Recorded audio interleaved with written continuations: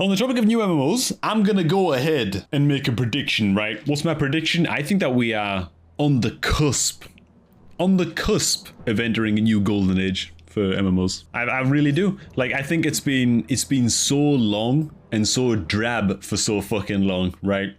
And like WoW's consistent slope downwards, which, by the way, it's totally understandable. Like, even if WoW was good, let's just imagine Battle for Azeroth was like a great expansion, and then let's imagine that Shadowlands was also a really, really good expansion. It's like attracting some new players to the game, blah, blah, blah.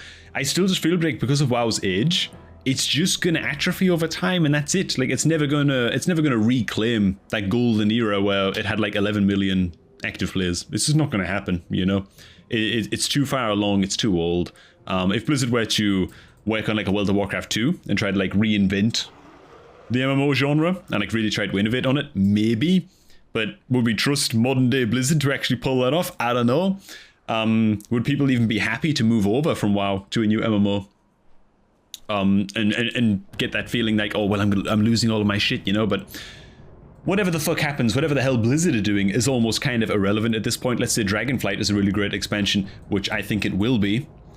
There are other studios, man, being for that top spot, you know? Like, WoW's been king for so long, but now it's like a rotting... It's like the Emperor in Warhammer 40k on the throne, you know? It's like kind of plugged in by like a billion life supports, and it's like ticking along, and it's keeping the Empire going. It's keeping the Imperium of Man alive, right? But it's not exactly a reflection of, you know, of the Emperor in all of its glory anymore, you know? It's kind of just like a skeleton that's all fucked up and shit. And so I just feel like, man, I'm so fucking optimistic. Why am I so optimistic? WoW has not been doing great. We saw a huge exodus. And when I say huge, by the way, some people say, oh, like 2 million people left WoW to join Final Fantasy XIV. It doesn't even have to be that much. Like, a couple, like 100,000 people leaving WoW to play Final Fantasy XIV is a huge fucking exodus, okay, in my book. That's big enough for Blizzard to think, holy crap, and I think it was more than that, but whatever, you know, like, people got really, really tired through the middle of Shadowlands, started to leave the game in numbers that we've never seen before. And who the hell knows how many people are playing WoW right now? Obviously getting like an injection of players right now, just based on Wrath of the Lich King. And that's grand, and I really, really hope that WoW Classic, honestly, it's not even impossible that WoW Classic just becomes the main WoW, depending on what they do after Wrath. But that's like a whole other topic, you know? Like, they might actually just fucking not abandon retail, but retail might become like the life support WoW, and like, you know what I mean? WoW Classic becomes the main WoW, depending on how numbers shape out, but that'd be really funny. But the point is, Blizzard are in a spot now where the bottom line is seriously, seriously being damaged by how consistently not hyped about the game people are. And I think that that's a good thing. People being critical of the game is really, really good. And people speaking with their wallets in a way that we've never seen before is really, really good. Because Blizzard don't care, man. Like, if you're complaining about the game, you still care. If you just leave the game and you cancel your sub and you just don't come back for like a year, now Blizzard are shitting themselves, you know? Now Blizzard are panicking, right? And that's what we've seen happen, and we've seen Final Fantasy XIV pick up a lot of the slack. So now what do we got, man? We've got Dragonflight, looking like Blizzard are trying to get back to the roots a little bit with WoW. That's great. We've got, obviously, Wrath. Classic is really drawing in a lot of people as well, and it'll be interesting to see what they do after Wrath, most importantly. I think that's the biggest important thing. I need to know what the plan is, you know, going forward after Wrath of the Lich King before I ever consider going back to play that. But moreover, Final Fantasy XIV has had so many consistently good expansions now in a row, it's almost ridiculous. Like, the PvP isn't there, but for like a good MMORPG with emphasis on the RPG, a chill MMO experience that doesn't like disrespect your time and force you to do huge stupid grinds and stuff like that, you can kind of just do what you want and you're never really going to fall behind too badly with anything else. That's just really, really nice, you know, and that's drawing a lot of people in. What else have we got, man? The Riot MMO. Like, the Riot MMO, dude, as soon as I heard that Riot were making an MMO, I was like, okay, yeah, blah, blah, blah. And then I started hearing things like, the game world is already built in this MMO. I don't know if that's true. I have no idea if that's actually true, but it might actually be a little bit further along in development than I think most people realize, and they're just keeping very, very quiet about it. I don't know how much that is the case, but I think people are really underestimating this shit, right? I think people are really, really sleeping on how big of a deal it is that Riot are making an MMO, dude. Man, this is the company that has kept League of Legends as the biggest. Not close, by the way. Not even fucking close. League of Legends is bigger than like... It's bigger than like CSGO, WoW, and Dota 2 combined and doubled. Pretty much in terms of like the amount of revenues generating. I'm talking about like from the esports scene and stuff. I know they make hundreds of millions from skin sales because the player base is just so fucking huge, and they've kept this game, this MOBA, fresh for like 18 years. Like, it's unbelievable what they've done there, you know? And it's almost always the top view game on Twitch and all of that, if you don't count the gambling streams, which shouldn't exist, but there you go. And Christ, man, it's like everything they do is a fucking win. Everything they do is a win, you know? You can't even believe it. Like, if you actually take the time to look at their portfolio and their recent releases and stuff like that, it's like Valorant is just taken over the tactical shooter genre completely.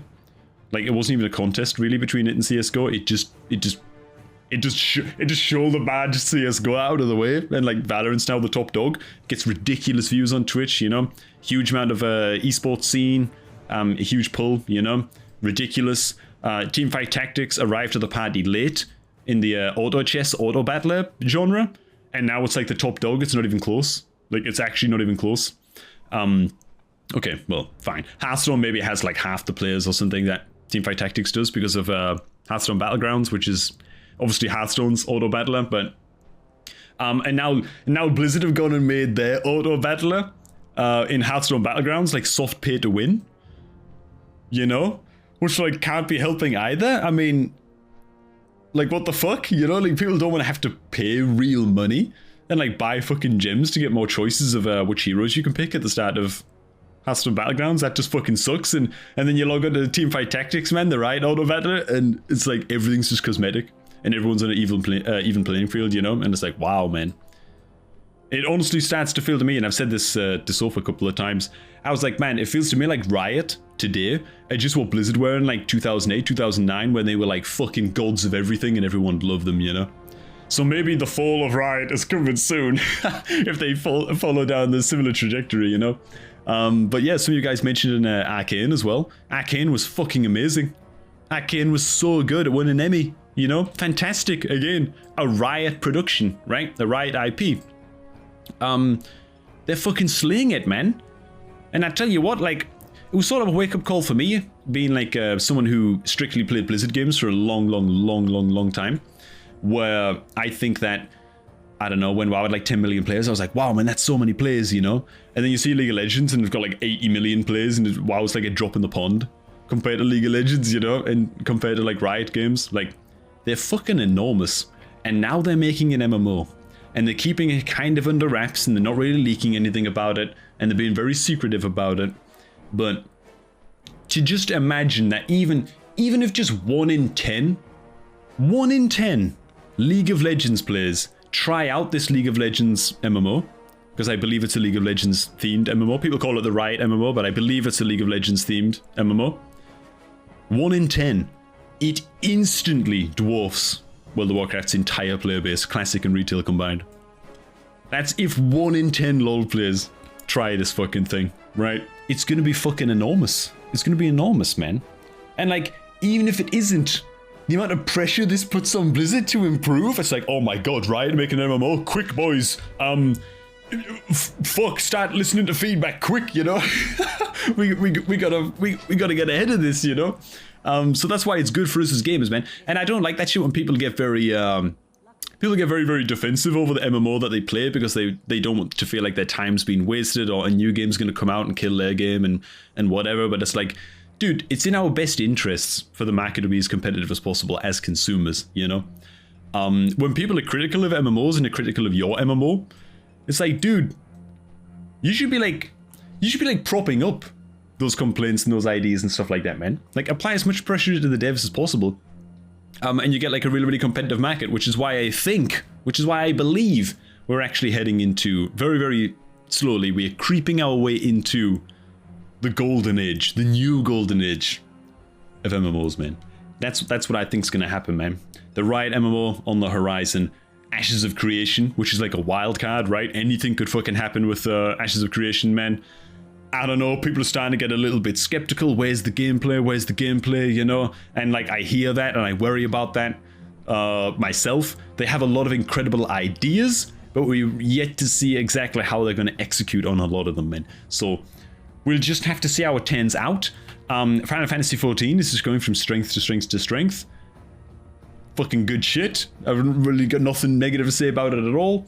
And Dragonflight is looking like it's trying to take WoW back to its roots, you know? So I think in the next like year and a half, 2 years, I think we're gonna be, man, I think MMOs are gonna be the most played shit. Not the most played shit. Okay, that's obviously an overstatement, but I think they're gonna absolutely pop off, man. And we're gonna see a lot of devs and a lot of studios sweating bullets, trying to jump on this fucking trend and trying to keep up and trying to claim the #1 spot, because it's like, man, like I said, WoW was the Emperor of 40k, man. It's the Emperor of 40k, you know? Just needs to be unplugged. Just needs someone else to come along and just take that top spot, you know? It's ripe, man. It's ripe. That's it. The classes in the node system in Ashes draws me in the most, but that's kind of it at the moment. Yeah. I mean, the combat looks okay and stuff. It looks a little bit Elder Scrolls Online-y, which I wasn't really a big fan of the Elder Scrolls Online combat. It felt sort of clunky and non-responsive to me. But I might have just been spoiled from WoW, to be fair. But then again, I think that if you're going to release an MMO and it's realistically going to compete, it needs to be snappy and responsive. And I think that that's something that Final Fantasy XIV will never have on WoW, just because of, you know, the servers and the technology that FF14 was built on. It just it can keep up with the snappiness and the responsiveness of World of Warcraft, you know, which is why it will never ever attract the PvP crowd for WoW. But yeah, they're two very, very different games. It's almost unfair to compare Final Fantasy XIV and WoW, to be honest. The way I've always described Final Fantasy XIV, dude, it's like the retirement home for MMO players, man, in the best way possible, you know? You go there to chill the fuck out, you know, do some shit on your farm some cool looking transmogs, we'll call them, or glamours as they call them, Final Fantasy XIV, you know. You kind of go there to chill out, man. I hope for MMOs to increase player size, and even though it will mean a lot of change, but I think the most important thing for MMOs in the future is to get young people to play it, 20 or younger. Yes, that's a good point too. That's a really good point too, man. How the fuck do they do that? How do you get young players to play an MMO? Because it feels like today's youth are not looking for like an alternate world to sink into and to just play one game and no life that game, like people did back in the day, you know? It feels like that's not really the thing that's done anymore. And even I'm a little bit reluctant to do that. Like, I've done that for a long time. Like, I spent a lot of my former gaming years just maining one game. And it's sort of, do I regret that shit? All I can say is that when I finally broke out from WoW during the end of Mr. Pandaria and started playing some other games, my mind was blown at what I've been missing, you know? Like, you kind of get stuck in a rut where you're just playing WoW for years and years and years and years and years. I feel like that doesn't happen so much anymore, though, you know? I feel like the youth of today is a little bit different, so we'll see, man. That's definitely a big obstacle. That's really interesting, actually. That's a big obstacle to the golden age of MMOs that I was talking about, you know? Like, how would you actually get new players in to play these games, you know, when they'd much rather be playing, you know, Apex Legends and shit like that, right? But yeah, I think overall we're headed for like an extremely competitive market, you know, an extremely, extremely competitive market when it comes to MMOs in the next like year or two, couple of years.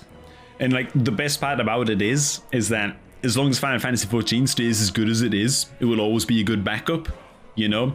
Dragonflight is a new it feels like a pseudo fresh start, I guess, for Blizzard and WoW, you know. Like they're finally fucking backing up from all the cosmic storylines and crazy borrowed power and all that bullshit. They're kind of getting back to basics a little bit more, which is grand. If the Riot MMO fails, you know, then we've still got Ashes of Creation to hope and pray for. And if that fails, then fuck. Okay, but it feels like at least one of those is always going to be there, you know. Like, we've got 4 big things to hope on, right? And then there's always WoW Classic, I suppose, to fall back on too, man. So I think that we're heading for a good spot.